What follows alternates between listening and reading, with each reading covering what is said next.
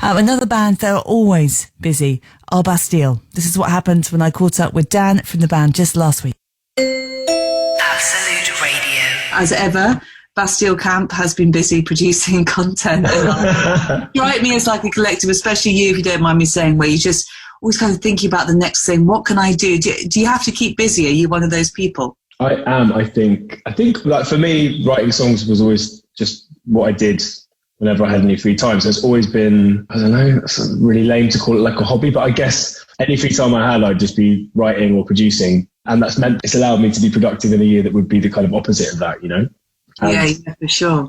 And for what, if people are just joining us, the thing we're discussing today is ReOrchestrated, which is this feature-length documentary film. I've always been a massive fan of seeing documentaries like that and seeing what happens behind the scenes, seeing your relationships within the band and your crew and your fans and how the whole kind of machine of Bastille works its way around the world.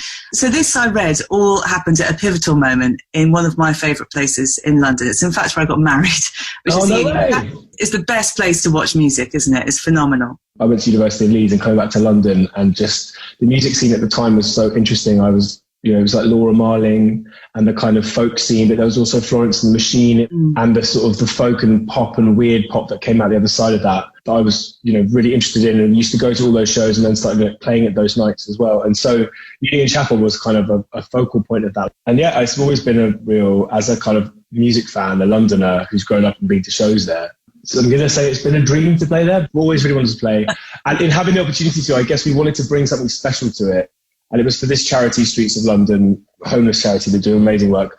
And in wanting to do something that was kind of unique and different to what we normally do, but also a reaction against how big things had got. At the time we were playing arenas all over the world, and we had suddenly a crew of like 50 people at those shows, and we had massive screens behind us. It just got so big. But I think in reaction against that, we wanted to make this show as intimate and as different as possible. So yeah, we worked with a couple of friends and basically stripped it all back to just strings, brass, and a gospel choir.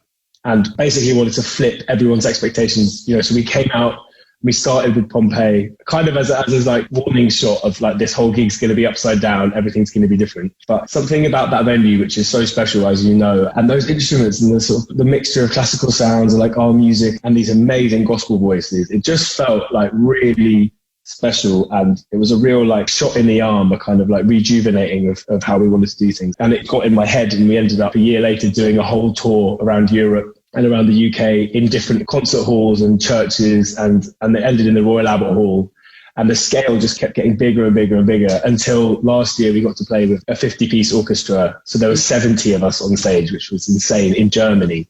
And it's been a bit of a passion project that's kind of run alongside our albums and our mixtapes. But I've always felt like the shows themselves, because they're so intimate, unless you were there, unless you saw it, you either didn't know it was happening or like you'd never get the chance to see it. So we started recording the shows and we started documenting the process, and it then formed life as this film. But also it ended up being a much more intimate and open piece, as much about ReOrchestrated as it is about, the psychology of being in our band and all of us sort of slightly wrestling with different things. I didn't imagine when we started it that it would be so much about stage fright and imposter syndrome and all of these different things that I hope for people watching it are interesting and relatable no matter what you do with your life.